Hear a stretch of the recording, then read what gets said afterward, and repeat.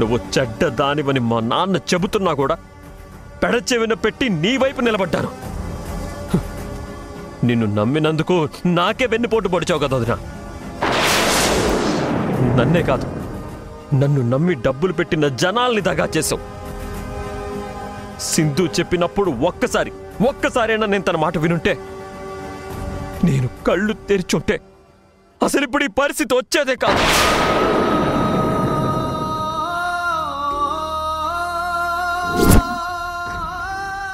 నన్ను క్షమించు సింధు. నువ్వే కరెక్ట్, నేను కరెక్ట్ కాదు. తప్పు చేశాను, సరిదిద్దుకోలేని తప్పు చేశాను. నేనొక అసమర్థుణ్ణి.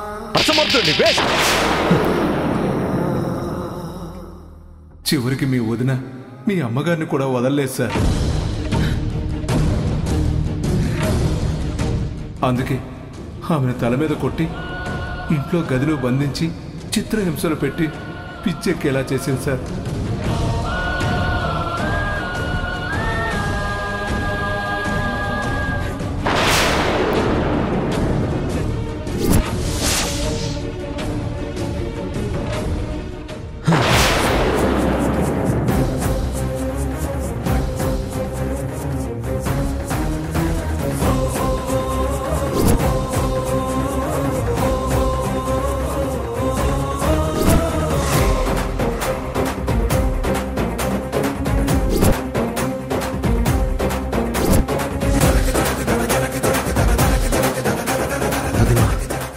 నాకు నా కుటుంబానికి ఇంత నమ్మక ద్రోహం చేసిన నిన్ను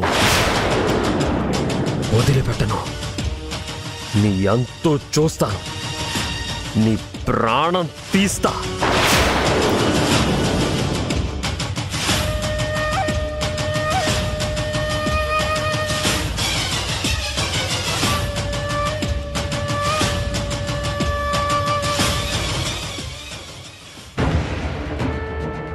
ఎందుకు సార్ ఇన్నిసార్లు కాల్ చేస్తున్నారు?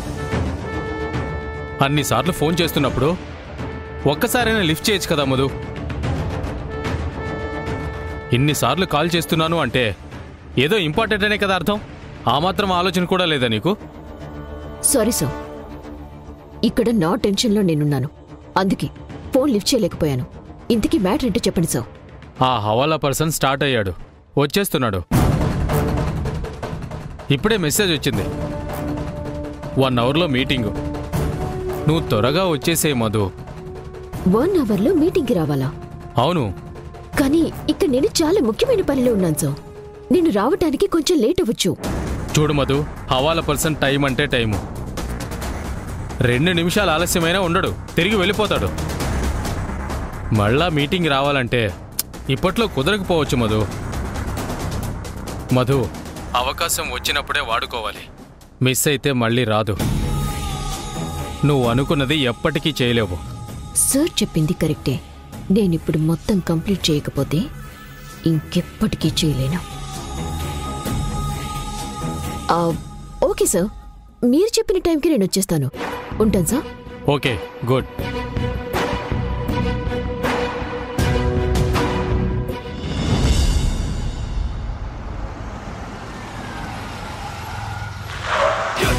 शरणं गच्छामि, कृतं शरणं गच्छामि, रुद्रं शरणं गच्छामि, रौद्रं शरणं गच्छामि, युद्धं शरणं गच्छामि, कृतं शरणं गच्छामि, रुद्रं शरणं गच्छामि, रौद्रं शरणं गच्छामि.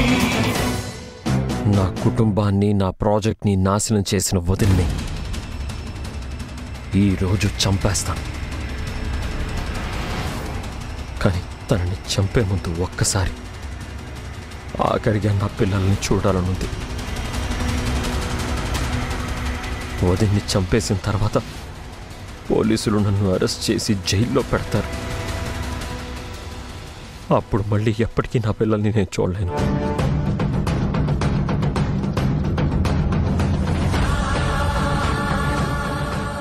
ऋषि, శశి, ऋषि, నాన్నా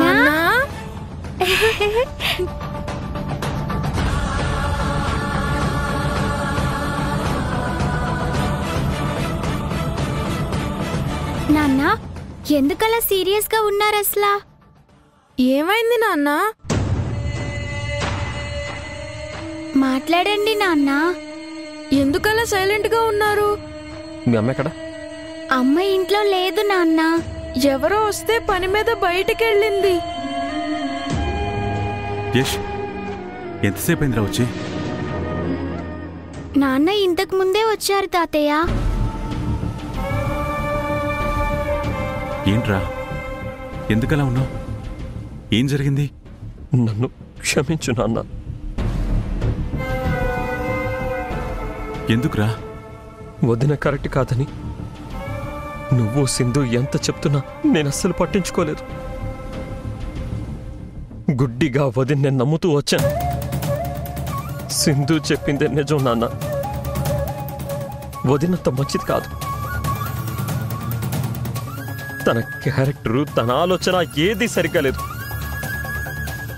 నా ముందు మంచిగా నటించిందే తప్ప నిజానికి వదిన చాలా చెడ్డది నాన్న.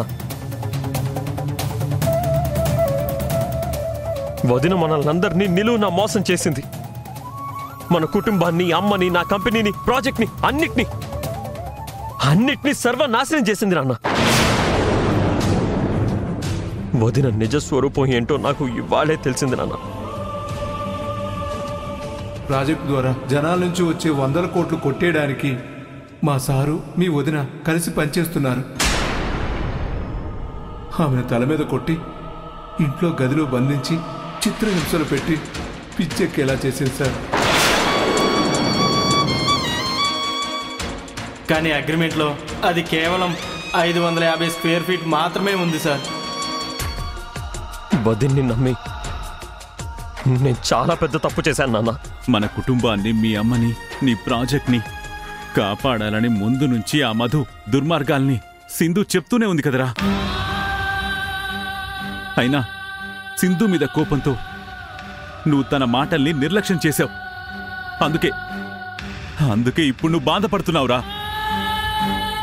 ఈ బాధలు మనకి రాకూడదనే సింధు నిన్ను మేలుకునమంది.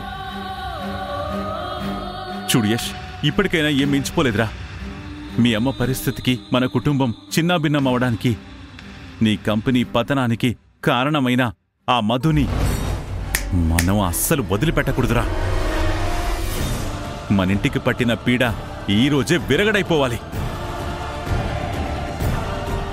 ఆ మధు సంగతి తేల్చేద్దాం. పదరా.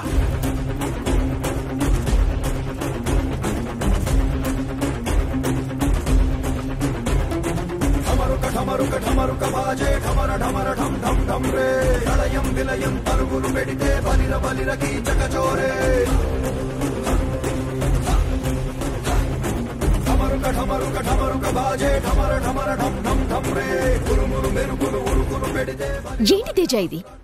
ఏది నువ్వు బోన్గా చేయలేవా? ప్రతి మ్యాటర్లో నా సపోర్ట్, సలహా కావాల్సిందేనా? చిన్నదానికి పెద్దదానికి నువ్విలా కంగారు పడి నాకు ఫోన్ చేయకు. అవతల నేను ఎంత బిజీ వర్క్ లో ఉన్నానో నీకేం తెలుసు?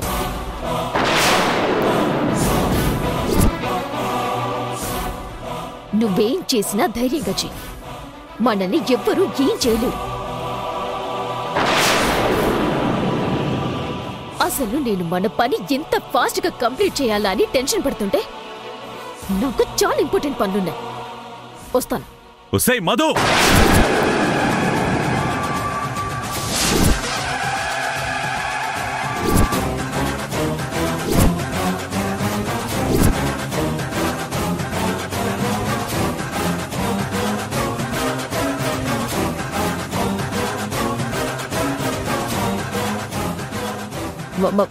మావయ్య, ఏంటి నన్ను పిలిచే పిలుపు మారింది? పిలుపే కాదే, ఇంకొద్ది క్షణాల్లో నీ బతుకే మారిపోతుంది. నాన్న, ఏం మాట్లాడుతున్నారు నాన్న? రేయ్, నువ్వు మాట్లాడకరా, సిగ్గులేని సన్నాసి. ఒసే మధు, నువ్వింత దుర్మార్గులమని తెలియక నీ నకిలీ మంచితనం వెనకాల దాగి ఉన్న మోసం, దగా గుర్తించలేక నీకీ ఇంటి పెద్ద కోడలిగా స్థానం కల్పించిందే నా దాము. నువ్వు మా ఇంటి పరువు మర్యాద నిలబెడతావని, ప్రాజెక్ట్ని సక్సెస్ చేస్తావని గుడ్డిగా నమ్మి నన్ను నా చిన్న కొడుకుని ఒప్పించి మరి నీకు ఇంటి బాధ్యత, ఆఫీస్ బాధ్యత అప్పగించిందే నా దాము. అలాంటి నా భార్యని చంపాలని చూస్తావా?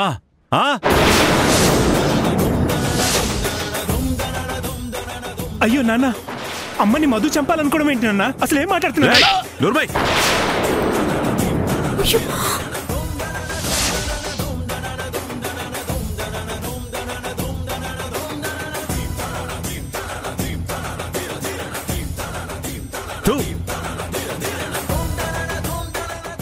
నువ్వసలు నా కొడుకువేనట్రా?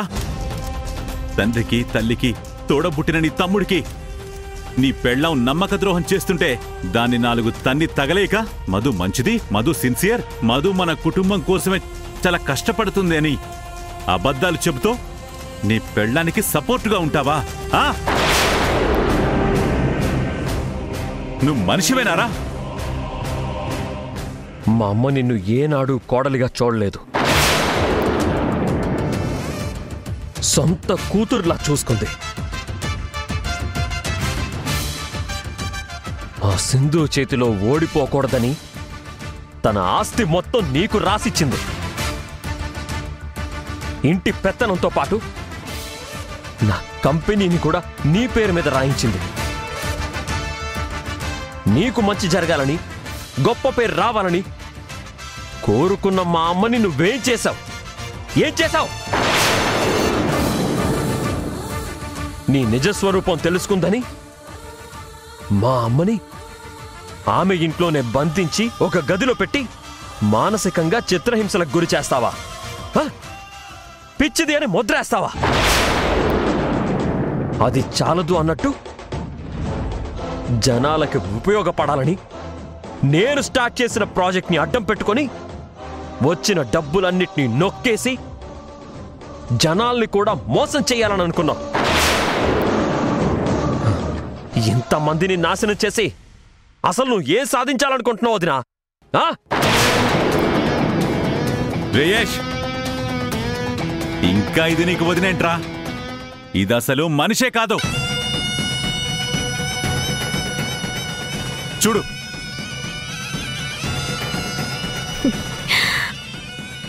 తెలిసిపోయిందా?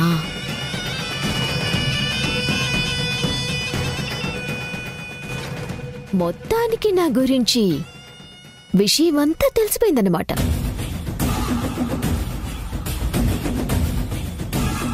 సరే, మీకు తెలిసింది. ఇప్పుడేంటి? ఏం చేస్తారు నన్ను? అసలు మీరు నన్ను ఏం చేయగలరు? ఇప్పుడే ఇక్కడే నిన్ను చంపి పారేస్తాం. అయ్యో మావయ్య, ఎందుకు అనవసరంగా బీపీ పెంచుకుంటారు?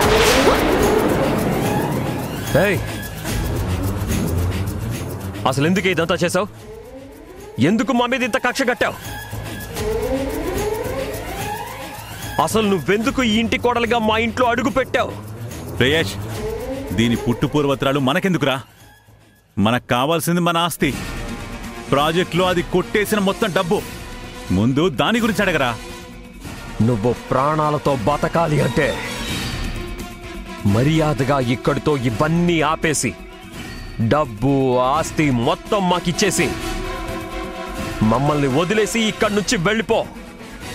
అది కూడా కట్టు బట్టలతో వెళ్ళిపో.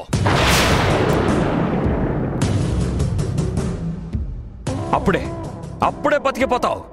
వెళ్ళో.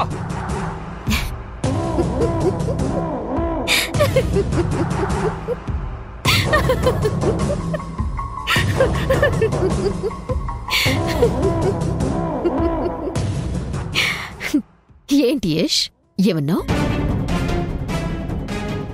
ఆస్తి డబ్బు మీకిచ్చేయాలా? మీరు నా ప్రాణాలు తీస్తారని భయపడి మీకిచ్చేసి పారిపోవాలా? ఇప్పటి వరకు నేననుకున్నదే చేశాను, ఇప్పుడు నేననుకున్నదే చేస్తాను.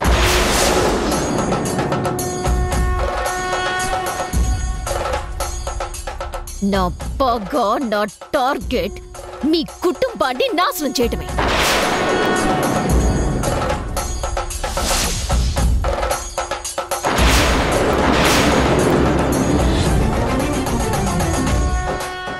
మీ అందరి పతనం నా కళ్ళారా చూడాలి.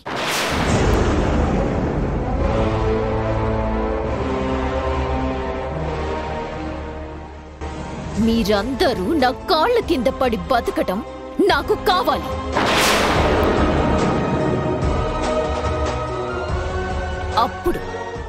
అప్పుడు కాని నా పొగ చల్లారదు. అది జరగటం కోసం నేను ఎంతో చాకచక్యంగా ప్లాన్ చేసి వర్కౌట్ చేసుకుంటూ వస్తుంటే మీ అమ్మ ఆ జర్నలిస్ట్ స్వాతితో కలిసొచ్చి నా అసలు ఒరిజినల్ క్యారెక్టర్ని చూసేసింది.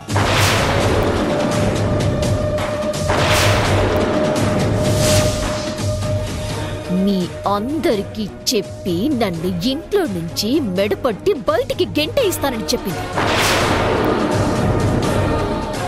ఈ ఇంటికి మహారాణిని అయిపోవాలనుకున్న నేను అదే ఇంటి నుంచి నన్ను గెంటేస్తాను అంటే నాకు ఎంత కోపం వస్తుంది చెప్పు.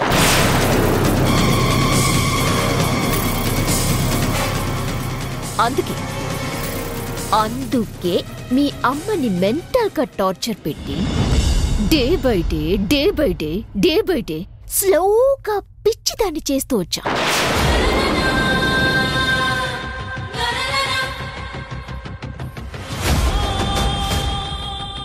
నా నుంచి తప్పించుకొని పారిపోయి మీ నాన్నకి నా గురించి నిజం చెప్పాలనుకుంది మీ అమ్మ.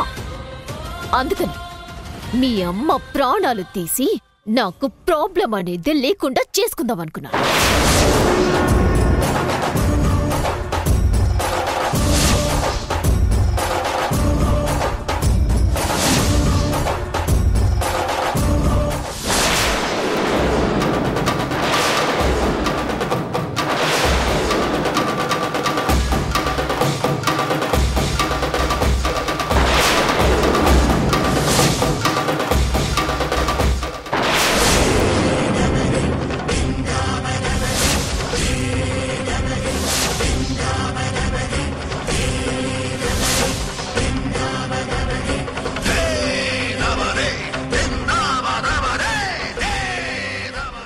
నీలాంటి నీచురాలు ఈ భూమి మీద ఉంటే అందరికీ ప్రమాదమే. నువ్వు బతకూడదు.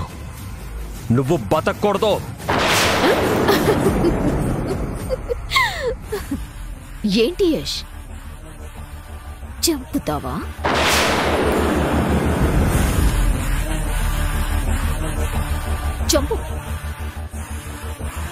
చంపై.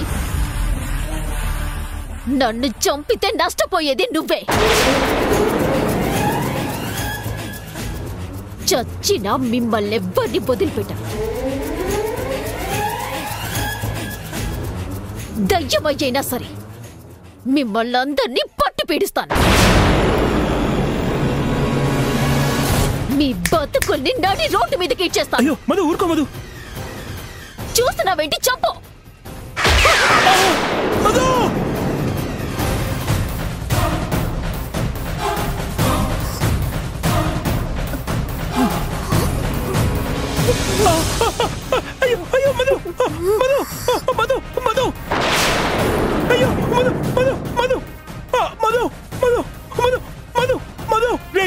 ఎంత పని చేసావురా? ఎంత పని చేసావు?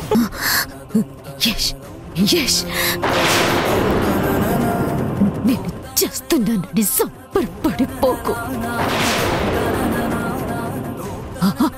ఆవేశంలో నువ్వు చాలా పెద్ద తప్పు చేశావు. చేస్తే ఎప్పటికీ డబ్బంతా నీకు ఎక్కడుందో పోతుంది.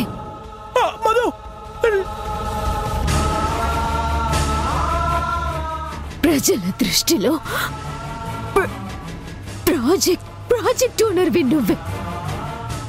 నేను చేస్తే ప్రాజెక్ట్ ఆగిపోతుంది.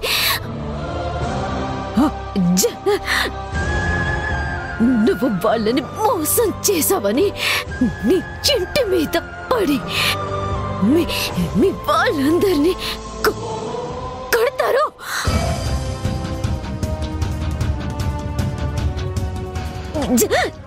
జనాల్ని మోసం చేసి డబ్బు కొట్టేసినందుకు, నన్ను చెప్పినందుకు నువ్వు జైలుకి వెళ్తావు.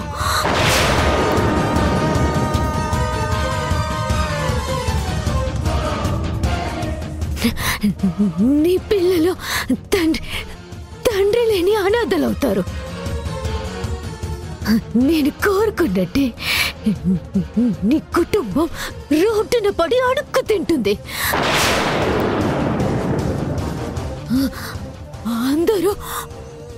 అందరూ చిన్న బిన్న. మధు మధు మధు లే మధు మధు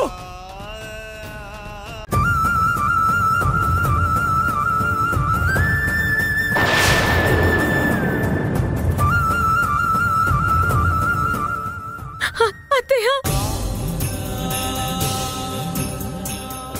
అత్తయ్య అత్తయ్య ఏంటత్తయ్య మీకీ దుస్థితి? నన్ను క్షమించమ్మా.